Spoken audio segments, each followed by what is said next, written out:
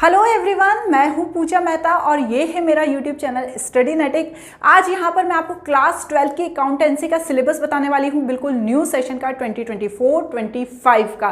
ठीक है ना। यदि आपने क्लास 11 का एग्जाम अच्छे से दे दिया है या अच्छे से नहीं भी दिया है, फिर भी आपको क्लास 12 तो करनी ही है, तो उसका सिलेबस देख लीजिए। अब आप नए नहीं हैं अकाउंट्स में, आपको पता है कि अकाउंटिंग क्या होती है, उसमें क्या पढ़ना होता है। क्लास 12 ज़्यादा टफ नहीं है। यदि आपने क्लास 11 अच्छे से निकाली है तो क्लास 12 भी निकल ही जाएगी, लेकिन उसका सिलेबस हम ज़रूर देख लेते हैं। सबसे पहले देखिए, इसमें भी 100 मार्क्स का ही पेपर होने वाला है, 80 थ्योरी एंड 20 प्रोजेक्ट। उसके बाद यहाँ पर part A and part B and part C होने वाला है। पार्ट ए में यूनिट 1 होगी एंड यूनिट 2 होगी। यूनिट 1 में क्या बताया जाएगा?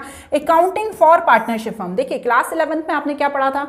आखिरी के चैप्टर्स में आपने सोल प्रोप्राइटर पढ़ा था। उसका क्या मतलब है? जब सिर्फ एक व्यक्ति मिलकर बिजनेस करता है। यहां पर क्लास 12 में सीधे सीधे पार्टनरशिप के बारे में बताया जाएगा। जब 1, 2, 3 ये लोग मिलकर काम करते हैं तो किस तरह से उनको आगे काम करना होता है, बुक्स ऑफ अकाउंट में एंट्री करते हैं। तो यूनिट 1 से टोटल 36 मार्क्स से क्वेश्चन आएंगे। यूनिट 2 अकाउंटिंग फॉर कंपनीज से 24 मार्क्स से क्वेश्चन आने वाले हैं। उसके बाद पार्ट बी है यूनिट 3, जिसमें एनालिसिस ऑफ फाइनेंशियल स्टेटमेंट, जिससे 12 मार्क्स से क्वेश्चन आएंगे। यूनिट 4 है कैश फ्लो स्टेटमेंट, जिससे 8 मार्क्स का क्वेश्चन आएगा। ठीक है, इस तरह से फिर नेक्स्ट है प्रोजेक्ट वर्क। प्रोजेक्ट वर्क में आपको 20 मार्क्स का रहेगा, जिसमें आपको क्या करना होगा? जो प्रोजेक्ट की फाइल है वो 12 मार्क्स की और वाइवा जो होगा आपका 8 मार्क्स का होगा, उसे सबमिट करना होगा। ठीक है ना। अब इसमें आगे समझते हैं कि क्या पढ़ना क्या है आपको। इसमें बहुत अच्छा सा सिलेबस है। क्लास 11 के बाद आप क्लास 12 का सिलेबस समझने में आपको बिल्कुल दिक्कत नहीं जाएगी। मैंने आपको क्या बताया कि यहाँ पर पार्टनरशिप के बारे में पढ़ाया जाएगा। तो यूनिट 1 में अकाउंटिंग फॉर पार्टनरशिप फर्म, तो पहले तो पार्टनरशिप के बारे में समझाया जाएगा कि उसके फीचर क्या होते हैं, पार्टनरशिप डीड क्या होती है। मतलब जब 3 लोग या 2 लोग मिलकर कोई काम स्टार्ट करते हैं ना, तो इसे ओरली स्टार्ट नहीं करते, उसके लिए एक डीड मतलब एक लेटर तैयार होता है, उसे समझाया जाएगा। उसके बाद जब पार्टनरशिप के बारे में समझा लिया गया, उसके बाद गुडविल के बारे में समझाया जाएगा।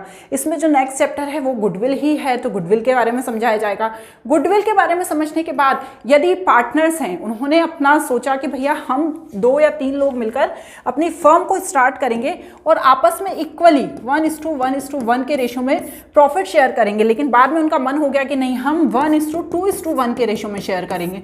तो change in the profit sharing ratio among the existing partners, इसके बारे में पढ़ाया जाएगा। उसके बाद क्या पढ़ाया जाएगा?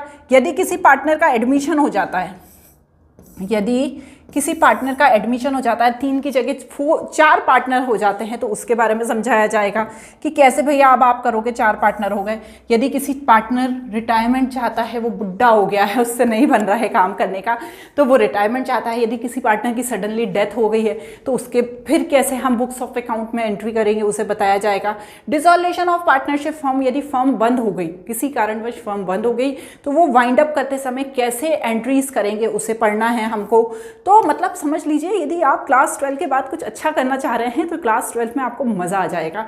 ठीक है। उसके बाद जो यूनिट 3 है वो अकाउंटिंग फॉर कंपनीज है। इसमें पूरा शेयर कैपिटल के बारे में बताया जाएगा। जो कंपनीज होती हैं वो किस तरह से अपने शेयर इशू करती हैं, उसमें पूरा उसके फीचर्स, टाइप, बहुत अच्छा चैप्टर है ये। उसके बाद क्या पढ़ाया जाएगा? Accounting for debenture. जैसे शेयर होते हैं वैसे ही डिबेंचर होते हैं, अभी नहीं, हम पढ़ाई करते समय समझेंगे, उसे बताया जाएगा। इसके बाद पार्ट बी में आ जाएगा एनालिसिस ऑफ फाइनेंशियल स्टेटमेंट। इसमें टोटल 5 चैप्टर हैं। शुरू के 3 चैप्टर पूरे थ्योरेटिकल हैं, जैसे फाइनेंशियल स्टेटमेंट ऑफ कंपनी, तो मीनिंग, नेचर, यूजेज, इंपॉर्टेंस, है ना। जो मेन इसमें जो प्रैक्टिकल चैप्टर है वो है रेशो, अकाउंटिंग रेशो। ये दिया हुआ है ना, इसे हमें समझना होगा। बहुत छोटे छोटे से इसमें क्वेश्चन है, तो अकाउंटिंग रेशो इसमें पढ़ना है। इसके बाद आएगा कैश फ्लो स्टेटमेंट, जो क्या है? नेक्स्ट यूनिट है 5। इसमें सिर्फ एक ही चैप्टर है, बहुत छोटा सा चैप्टर है, ज़्यादा इसमें कुछ नहीं है, ज़्यादा पैनिक होने की ज़रूरत नहीं है इस चैप्टर से। और उसके बाद लास्ट में आ जाएगा प्रोजेक्ट करना है आपको, प्रोजेक्ट वर्क। इस तरह से पूरा क्लास 12 का अकाउंटिंग का सिलेबस होने वाला है, जिसमें आप बहुत अच्छे से कर लेंगे, क्योंकि मैं हूँ ना, क्योंकि मैं टी.एस. ग्रेवाल की बुक के सभी कॉन्सेप्ट एंड प्रैक्टिकल प्रॉब्लम्स के सॉल्यूशन कराऊंगी। इसलिए मेरे यूट्यूब चैनल से जुड़े रहें और वीडियोस को देखते रहें। नोटिफिकेशन बेल ऑन कर दीजिएगा।